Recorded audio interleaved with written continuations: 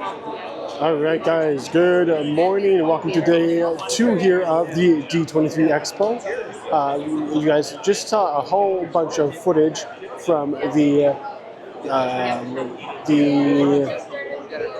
as we call it, the Disney World of Movie panel, but I think it's just called the Disney Entertainment panel. They had some stuff from Disney on Broadway there. The Greatest Showman is coming. That's exciting for me. And other things that are happening. Moana, they showed, Moana 2, excuse me, they showed some footage of. Mufasa showed some Tron, Aries. Nothing too exciting, sadly, but it was still a fun event. Probably the stuff I'm most excited for is coming from Lucasfilm with the Mandalorian and Grogu, so that's exciting. But as you saw in all that footage, I didn't show some of the exclusive stuff because I'd rather you guys come out here to experience the expo, not just show you everything that you can see. So that's why this is very much a clip. That was very much a clip show of things going on. But we'll take a look through the show floor. I said the sales floor. Sorry guys, I am tired, but we'll go over that and talk to you all on the other side. Good morning, sir. Good morning. Good morning. Good morning, guys. We got the new.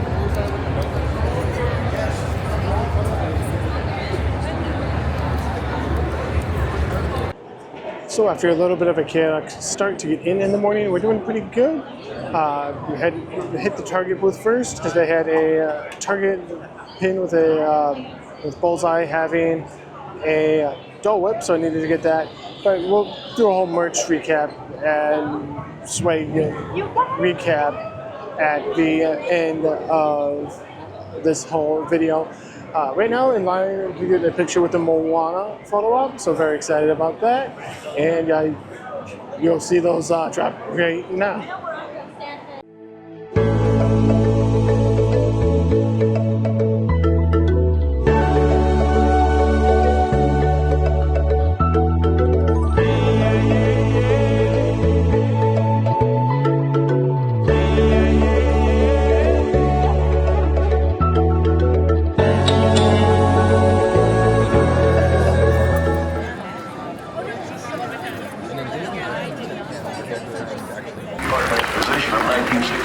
Is the greatest World's Fair of all times.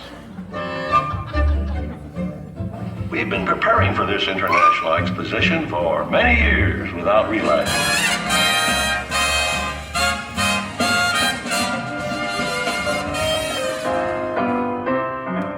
So there's a great, big, beautiful tomorrow shining at the end of every day.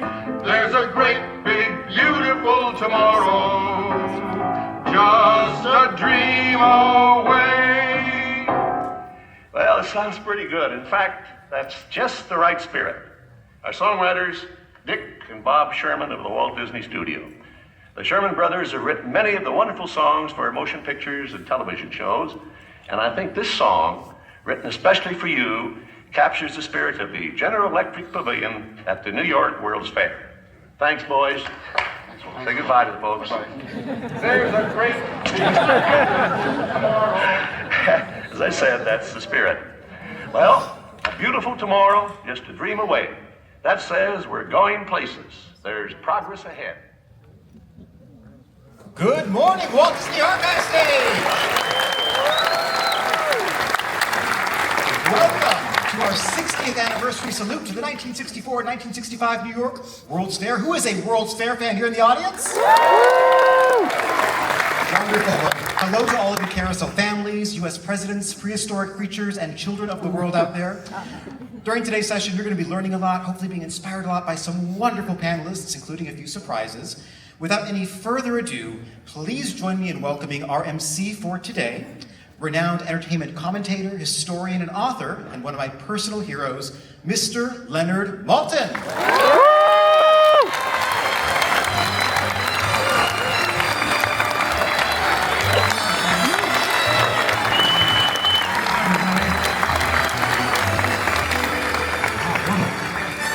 What a turnout. I'm so you're going to be glad you're here. You're already glad you're here. You're going to be even happier you made the choice to come this morning. I just know it. My key credential for hosting this particular panel is, well, it's twofold. I work cheap, and I attended the '64 World's Fair. I kept track. I was there 12 times, and had a wonderful time there. Not always in the planned exhibits. IBM had a pavilion there where they had these strange-looking mushroom-type fixtures to amuse you while you were online. And what they did was they had on a loop a couple of Disney cartoons. One of them was Goofy and Hold That Pose, which I committed to memory from having watched it so many times at the fair. The fair I was not here on Earth to see is the one that is commemorated on this pin that I'm wearing. This is the Trilon and Perisphere from the 1939 World's Fair. And that's the one where it was just before the world was engulfed in war.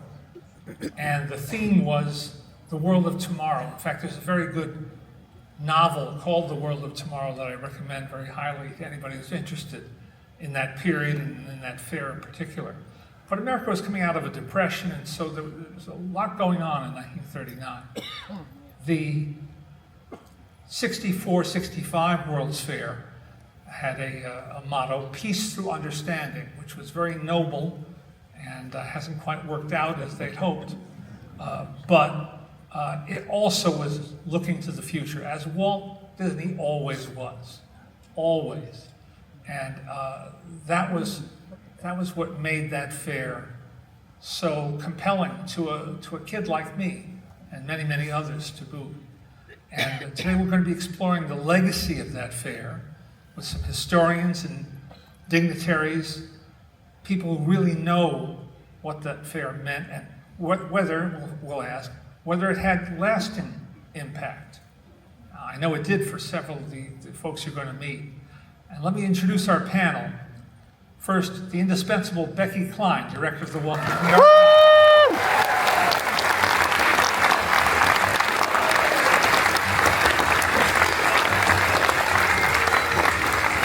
And then Keith Doctor, Chief Creative Officer.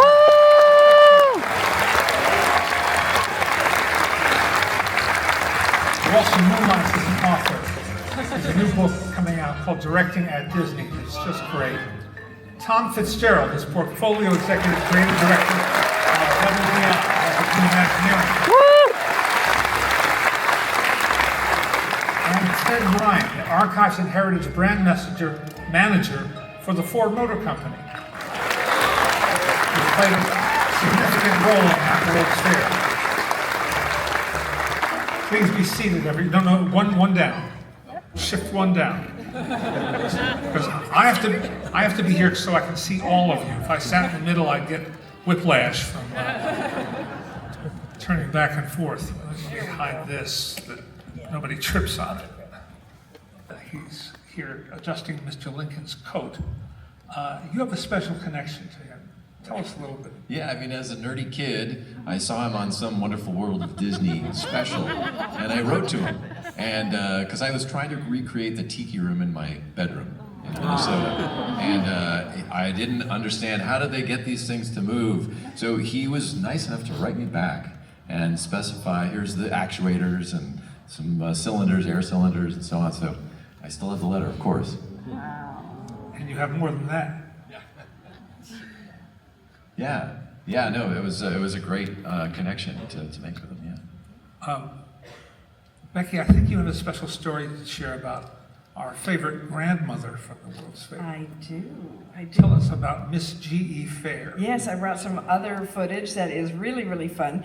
As part of Grandma, who was, of course, in the General Electric Carousel Progress, as part of her tour across the East Coast and Midwest, Grandma met New York Mets manager Casey Stengel in Florida.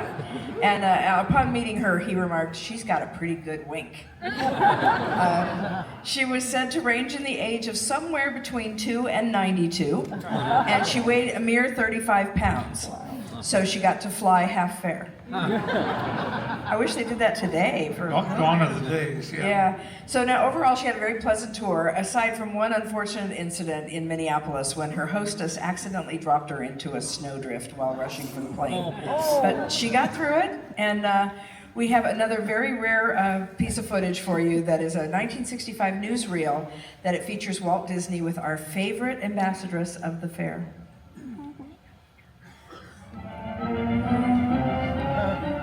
Walt Disney shows up at International Airport in Los Angeles, escorting Grandma, the first of 32 unique audio animatronic figures which were sent to perform in the $14 million Progress Land show at the New York World's Fair.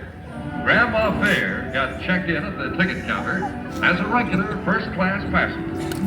Mr. Disney personally wheeled her down the ramp toward the jet lag.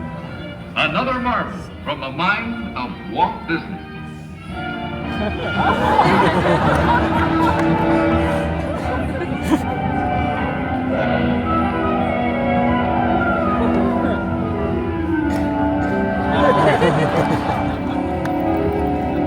Look at that grin. Pretty sure Alfred Hitchcock saw that footage. Kevin, starting with you. Well, I came to my sort of fanship of the World's Fair through Epcot, thanks to Tom, and learned of the history and was always sort of obsessed with it. And we were looking for, I think we even wrote on a board, locations for the finale of Iron Man 2. And Disneyland was on there. Disney did not own Marvel at the time, and we thought they're not going to let us do that. And then the World's Fair came up because John has a very personal connection to the World's Fair as well. That's your cue. Okay. Haven't done this in a while. So I grew up in a building called the Fairview on the 12th story in Queens. It was named the Fairview because it was built when the fair was built. And my room overlooked Flushing Meadow Park, and I was born in '66. So I had grown up hearing stories about what was there. When my grandfather got an apartment and ours was next door, he would talk about how he had season tickets. He was in the printing business. He would bring clients there, and of course, what was left behind was all of the infrastructure, or some of the infrastructure of the park, including the Unisphere. The big globe that was done by U.S. Steel. And the Tent of Tomorrow was there, and the towers, all the iconography that you've been looking at all morning. And the notion of setting this big set piece in the park and using all of the digital work of ILM to build a version of the World's Fair that I never got to see, and what it would be like if it was still going on today. And positioning Howard Stark, Tony Stark's father, as a Walt Disney-like figure that was having Stark expos every, at the cadence of the World's Fairs, and showing it from all the way back to the time of, as Kevin explored later, back to the time of Captain America, in sort of the pre-war period, or around contemporary with the Second World War. We were creating this parallel history, and so we got to get helicopter plates of Flushing Meadow Park and then build up all those images that you've seen. And it was, it just, even though I've never been there, he's never been there, we still felt a connection to it. I think primarily through Disney and how that spirit was kept alive. And as we've learned more and more about the technology, really understanding all the innovations and breakthroughs that happen that have been so well explained today. And I always, I would ride my bicycle through the park. My company's called Fairview. My logo is inspired by the Unisphere and the Trilon. And as a kid from Queens, that was always Flushing Meadow Park is such a big part of our life. And my grandfather lived on one side of the park. My father lived on the other. I would ride my bike through it. And I'm happy to say that today there's different. My friend Roy Choi is here, Chef Roy Choi. He was there working at the governor's ball. There was a big having food there and seeing the park still alive, and all of it is in the shadow of these structures. And whether it's popping up in Marvel Comics, it was always great to see that iconography there, or the Beastie Boys album, seeing that, seeing that done like, and Men in Black, and then we finally got to incorporate that into ours. Well, Leonard mentioned that production designers don't get enough credit. The late great J. Michael Riva did the production design for Iron Man 1 and Iron Man 2. And I remember he dove into it so quickly that as the script was forming, I still think it was partially Riva's designs and starting to build what a Stark Expo could be that really locked it in. And he was one of the best and brought that to life for us. And there's we have, as Tony Stark is looking into his late father's legacy, looking at the films that were inspired by Walt Disney's presentations of Epcot and Disneyland, we try to evoke some of that, and then the big coup de grace was that I believe it was you who reached out to Richard Sherman. Yes, we wanted a song. We wanted a song for the Stark Expo, and I said, like a 64 World's Fair Sherman Brothers song. And Dave Jordan suggested we meet with Richard Sherman. I thought, are we allowed to do that? Can that happen? And we did, and he was very excited about it. And he talked about having done it. Oh, I've done this before for a movie. And I hope none of you have seen a movie called Beverly Hills Cop 3. Because he did a song that makes fun of Small World. And he sort of thought, oh, this non-Disney Hollywood producer is asking to do something, I guess they want a parody. And we said, we don't want a parody. We want a absolutely authentic, real Sherman Brothers song, as if it's 1964 and you're writing it for Walt. And we gave him some of the key elements of Stark and what Stark Industries was about. And he wrote a beautiful song for us. And this was early days at Marvel. He said, can I come in and play the song for you guys? Can I come in and I need a piano. You got a piano?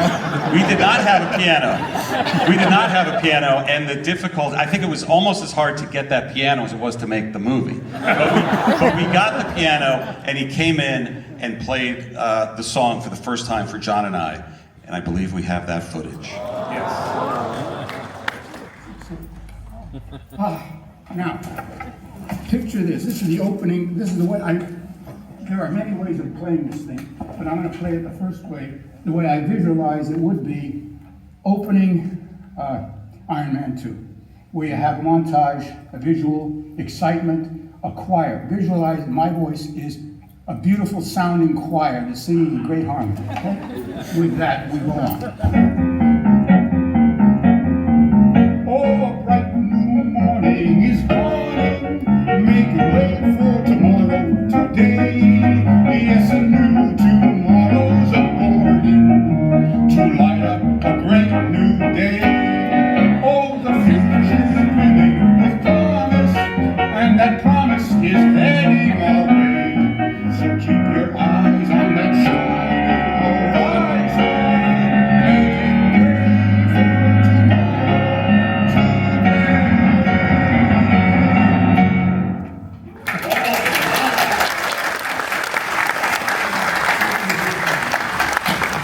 today. It can be, I think it's everything you said it could be. I think it all has to have excitement, sincerity, and also genuine feel that it's positive. There's nothing sardonic about I don't it. know if this has been in you, because you haven't gotten to do this type of thing for a while, but it's so fully formed and realized and authentic. And It's very innocent. It's authentic enough that we can play it and actually maybe pull on the heartstrings of the audience. I in a want to. sincere The thing way. is, there was a time, you guys are too young to know this, that people really do believe in happy endings. And they believed that tomorrow was going to be better and everything was wonderful. They weren't cynical.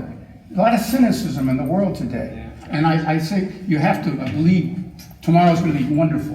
That's the whole thing. It's a very positive bent. Would you like to hear it one more time? I'd love to. Maybe I'll play it without mistakes this time. Everything is achievable through technology. Better living, robust health, and for the first time in human history, the possibility of world peace.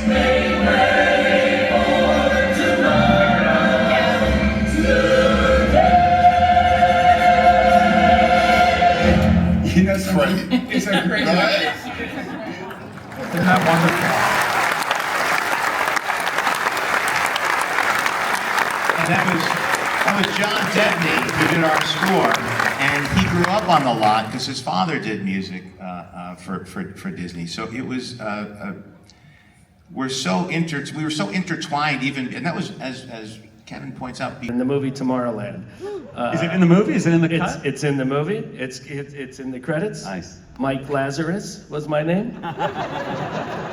But I just want to say, watching that Richard Sherman footage was so incredible for me. I got to meet him one time. The LA Times wanted to do an article, and they were like, we want to pair you with Richard Sherman and do an interview with both of you. And I was like, no, everything is wrong about that, because he's Richard Sherman. And I was doing the music for Space Mountain at the time. And I remember that just sitting with him in a room was the first time I met him, and I just could not believe, this is the guy I've been listening to since I was a kid. I had my record player down in my basement, and I would listen to that music from the World's Fair as well. I didn't get to go. I was born in '67, but my parents went, and they have pictures, and they took things home, and I still had the book, the guidebook that you showed up there. That was my dad's. I have that in my office now. So this idea in bringing it back to Fantastic Four was, when we started working on that, the thing that I wanted more than anything else was for this movie to feel positive and optimistic. And I think it's the first time in a Marvel film we actually have a main theme that's in a major key. It is, and the first time that we have a theme before the movie's been shot, right, which he debuted yesterday. I think there's footage of it online. It's a beautiful, beautiful theme that he's already made for us. But it's so fun, and it's here that I'm watching Disney Channel. You got the little wand in your hand. You just make that Mickey shape. What's up there? Classic for those of you who like things from the Disney Channel. But anyway, the panel that you guys all just watched a little bit of was Walt Disney and the 1964-65 World's Fair, and it was a fantastic panel. I mean, for those who are in the know with Disney, Small World. Small World, Great Moments with Mr. Lincoln. Those attractions helped pave the way for everything that has come for Disney parks and attractions. So those are something that we really need. I'm going to get in a standby line now, so just a second, guys. All right, and I am now in the standby queue for Marvel Animation Sneak Peek. So I'm really excited to see what happens there. Hopefully it's good, and we'll continue on going with that. Thumbs up to you all. Give you all a sneak peek at everything coming from Marvel Animation. My name is Brandon Davis. I'm a host of the Phase Zero podcast. Thank you so much. And this is going to be a lot of fun. I need to give you guys just a reminder. Everything we're about to show you, and there is some cool stuff we're about to show you, is for this room only. And I don't want to use All right, I'm going to respect their wishes and not show anything from the Marvel Animation Sneak Peek panel. Not that I had much of a choice. Security was definitely all over the place, making sure that nobody was recording. So anyway, this is the Disney Company Store, which is where you can find a whole bunch of things from the Walt Disney Company. This store is exclusive stuff at the studio, the Burbank studio. So it's always nice to see fun things here that you guys can, take home to remind you of the studio, the parks, and this company that we love.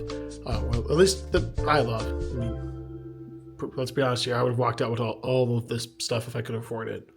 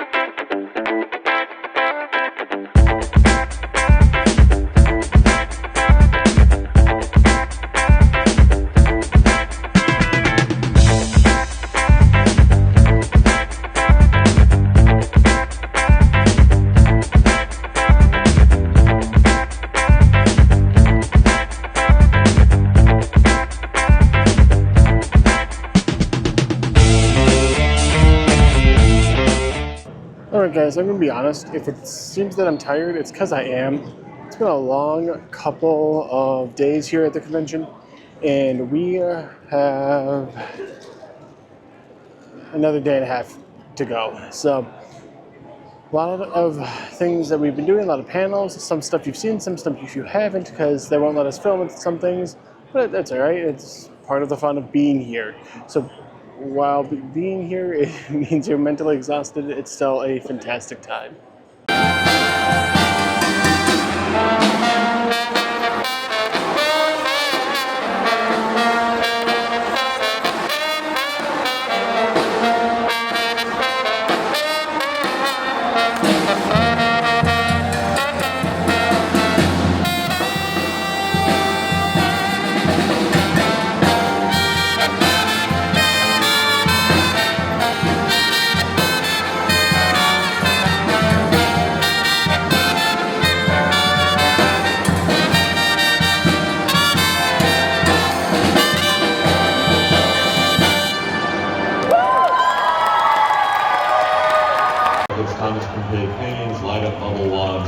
Yoda's churros, Mickey Mouse premium ice cream bars, Finland nudes, and of course, these little beauties.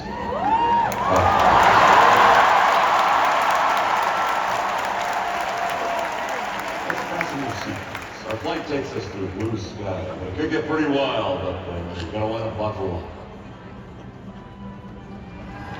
That's right. If today's announcements don't measure up to your hype indicator, well, that's on you.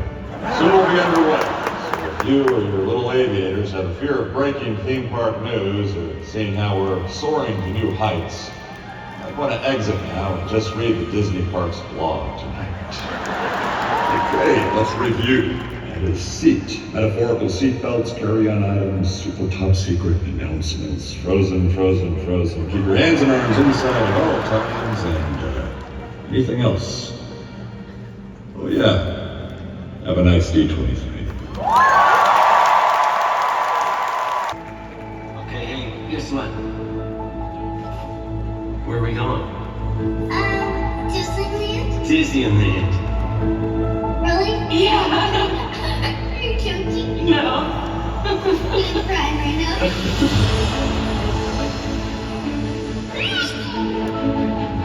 Your blue Mickey kisses? Mama did. What do you think? I like it. We take you into a world that's unforgettable. I'm not perfect.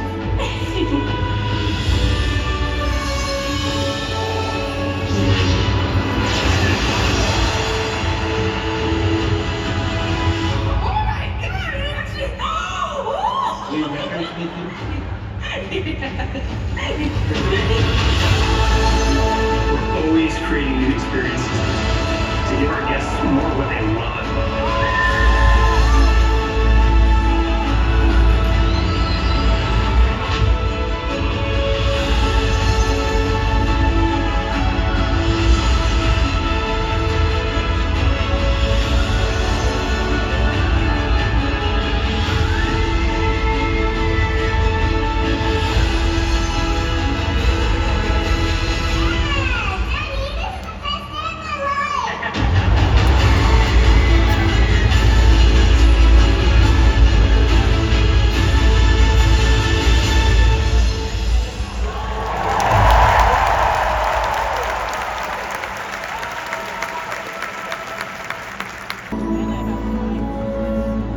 Tonight we celebrate. We celebrate the future. We celebrate friendship. And most importantly, we celebrate the tie that binds us all.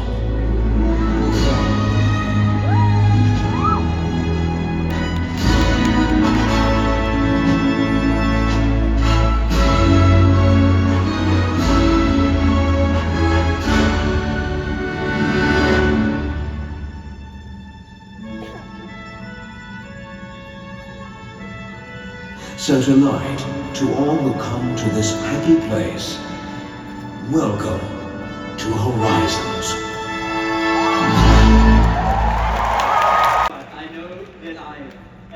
said last night, our greatest joy is entertaining all of you, our amazing fans.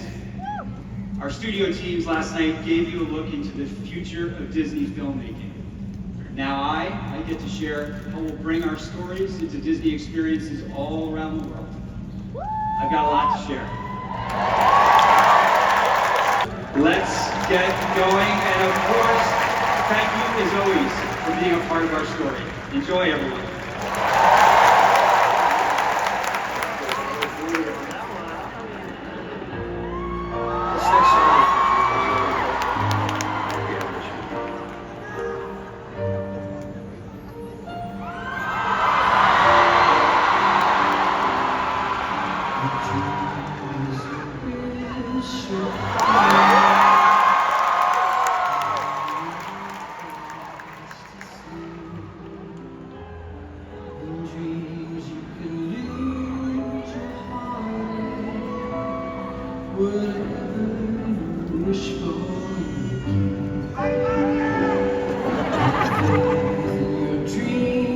Someday a rainbow will come smiling through. No matter how your heart is grieving, if you keep on believing, the dream that you wish will come.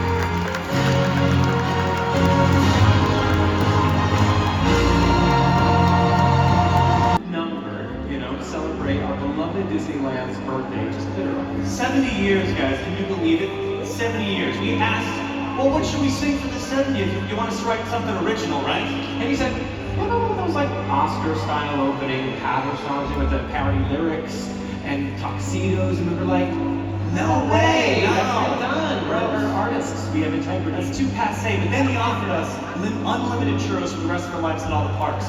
So let's get down to business.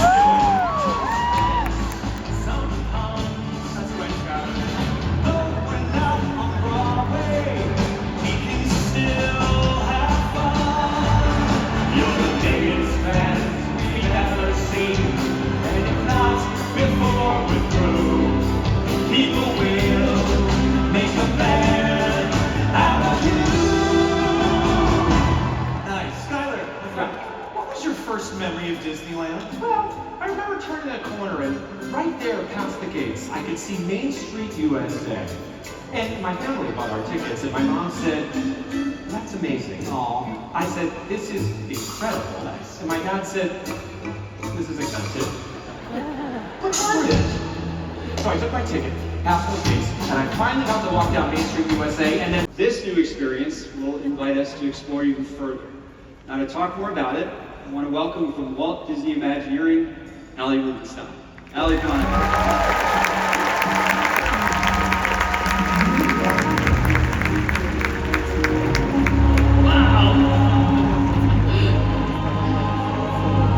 Amazing, huh? Wow, D23, holy moly. All right, Allie, well, listen, thank you for being here. So what can you tell us about the new Avatar destination that we're bringing to California Adventure? Well, Josh, like you said, we're taking our guests to a whole new location on Pandora. As all of you know, our land in Florida is set in a rainforest amongst the floating mountains in the Morara Valley, which to me feels just like we're stepping into the first Avatar film.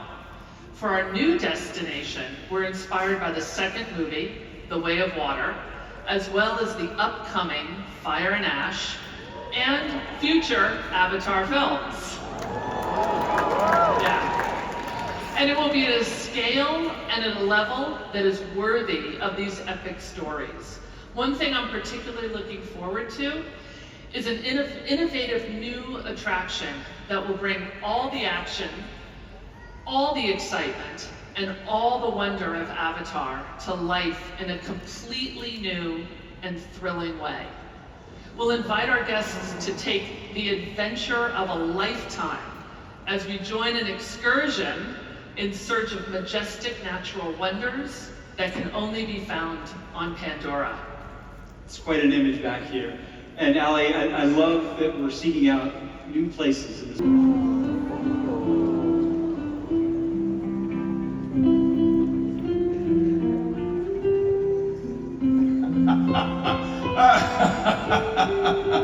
Oh, how cute. It appears that you have invited the greatest musician who ever lived. Don't you realize these beautiful people are here for me? And now, I shall seize my moment.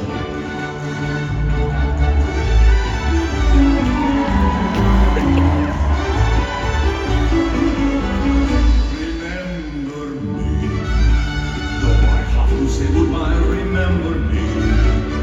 Don't let it make you cry. For even if I'm far away, I hold you in my heart. I sing a secret song to you each night we are apart. Remember me. Though I have to travel far, remember me. Each time you hear a sad guitar, know that I'm with you the only way that I can be. Until you're in my arms again, remember me. Remember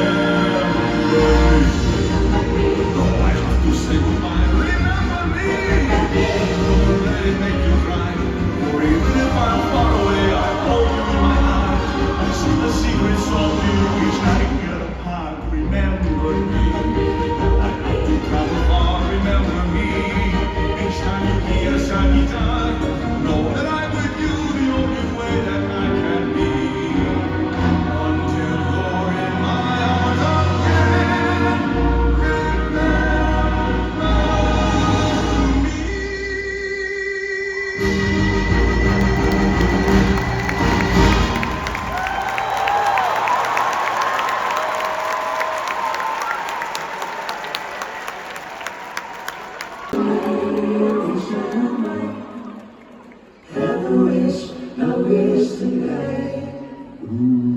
world of wishes, a world where dreams come true. Make a wish and see it through. Dare to a dreamers. Wishes, dream a dream. Wishes, set free. Wishes, trust your heart. Just be.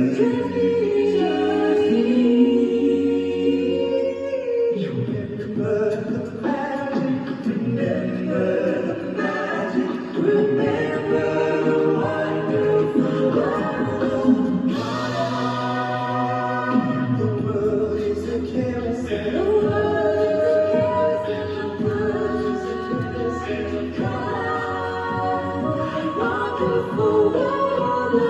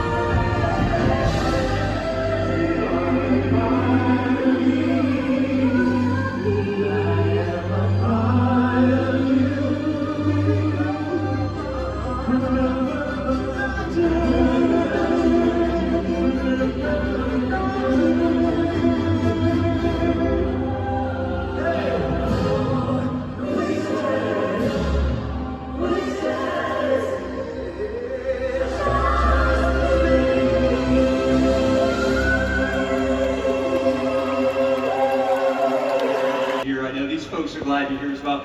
You had an amazing career, including an Oscar just a couple of years ago. Huge congratulations.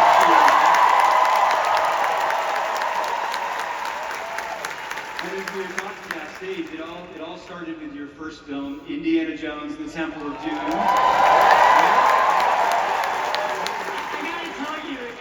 Greatest adventure of my life. I can imagine, and by the sounds of the crowd, we have some fans here. Don't we?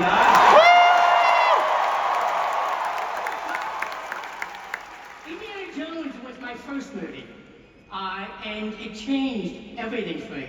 Yeah, you know, I can imagine. Well, what was it like debuting alongside one of the most legendary characters in movie history? It was like stepping into a world where everything was larger than life. It felt surreal. Yeah. And of course, what can be more cool than starring in a movie with the iconic and now Disney legend Harrison Ford?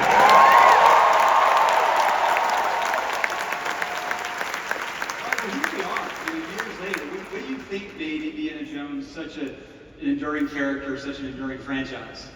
Well, first off, hats off to Harrison. No one could have brought Indy to life like the way he did.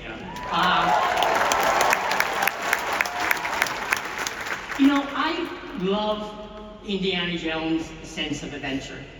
And I love it when he faces insurmountable odds. He still stayed true to his beliefs. Those qualities resonate with everyone. They're definitely things that I can relate to. So I think, that's why we love Indiana Jones. Makes sense. And I know our Disney park fans certainly love the man with a hat too, which everyone is why we're so excited to bring an Indiana Jones attraction to Disney's Animal Kingdom.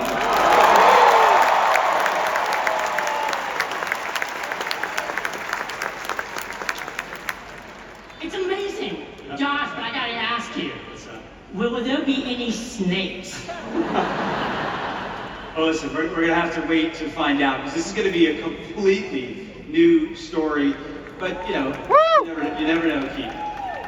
I got to say thank you for being here. Thank you for having me, John. Wow.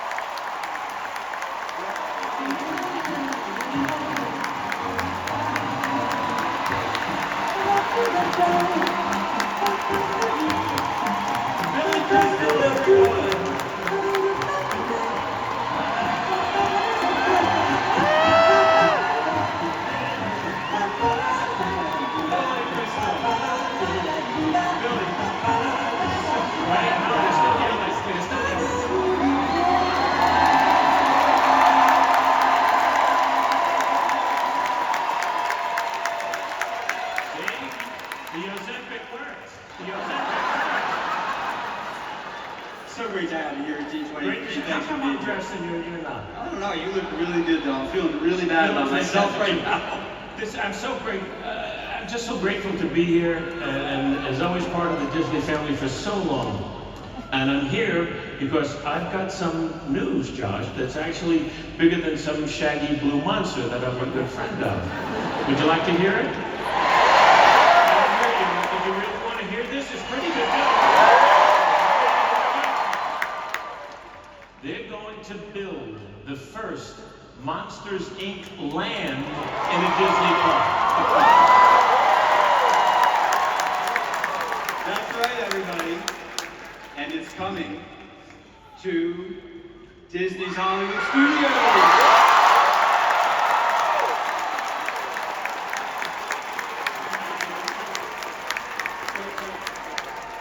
Johnson, you're saying that humans will be in Monstropolis, right?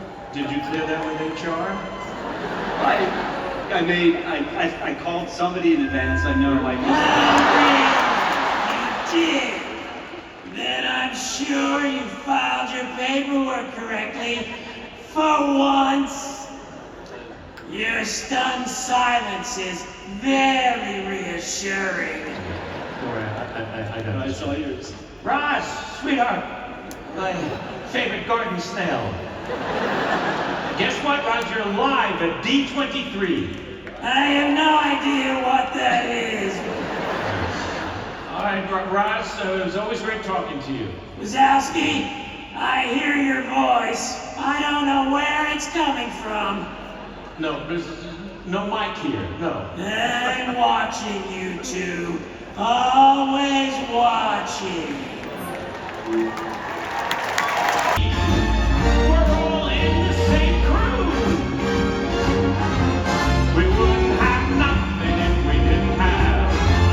We wouldn't have nothing if we didn't have.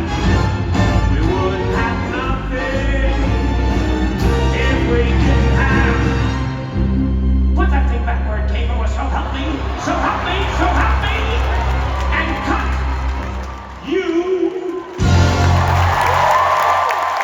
Make that happen.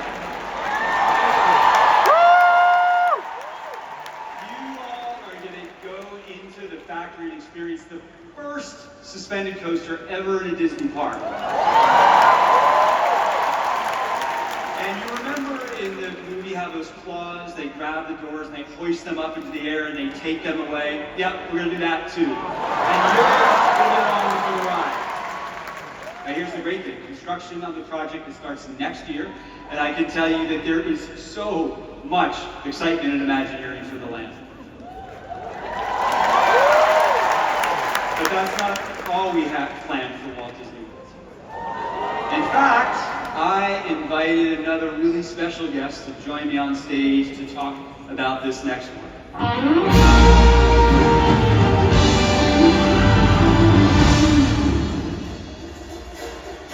Well, okay, problem here. Anybody seen our special guest?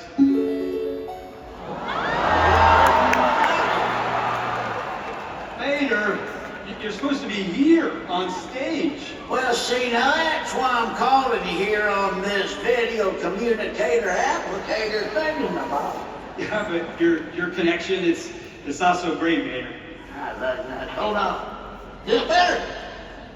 No, not really. Now you're muted. You're muted. There you go. So what's going on, buddy? Where are you?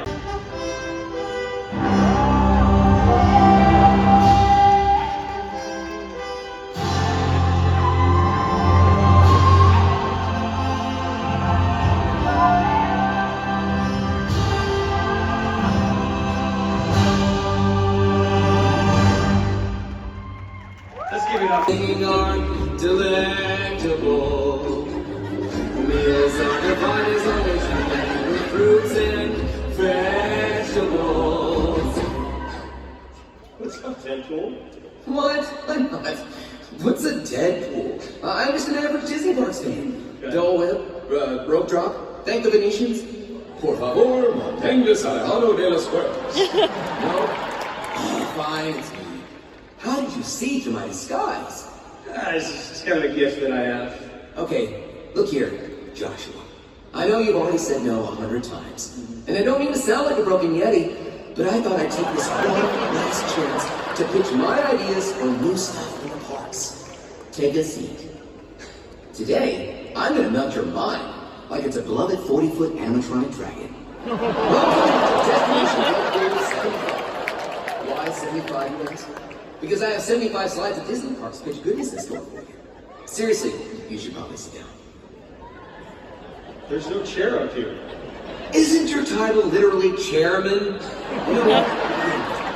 Behold, paint wine. Now that I've slid into your parks like an ill-advised midnight DM, I need more, and you need more of me. The possibilities are endless.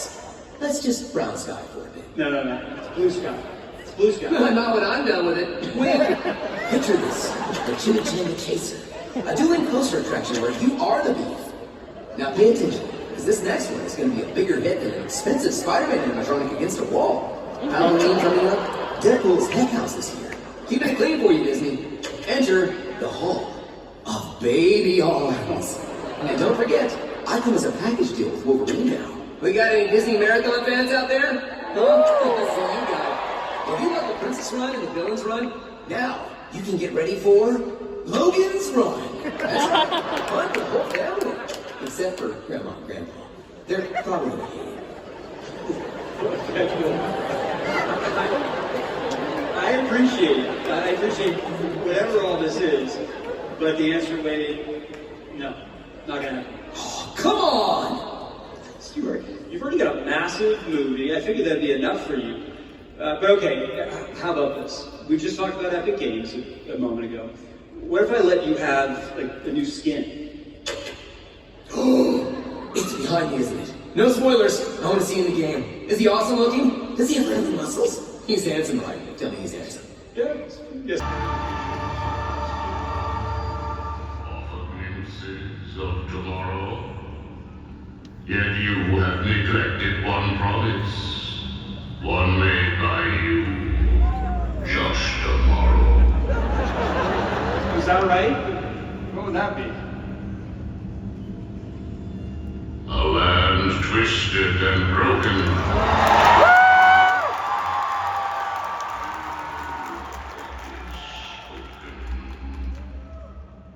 Look, I'm not going to discuss that place tonight. Your refusal to reveal this dark new creation leaves us with no choice but to offer persuasion.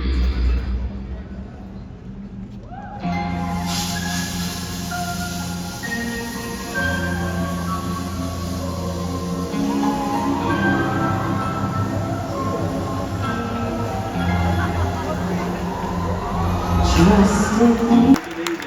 All right, we love our Disney villains, right? We love them. Their evil ambition gives us endless possibilities to tell brand new stories. Which is why I'm so excited to announce we are building a villain's land at the Magic Kingdom.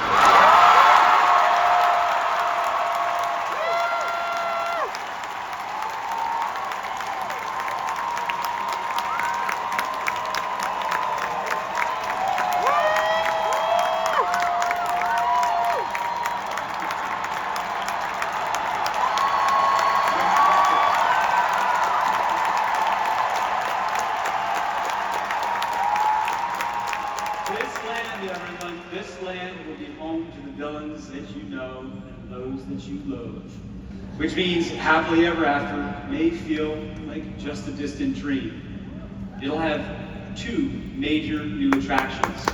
It'll have dining, shopping, and so much more fiendish fun for you to explore. This is storytelling on a grand scale that only Disney can deliver. So be prepared, you poor, unfortunate souls. It's going to be a fearless new vision for what a Disney experience can be. And you're excited, I can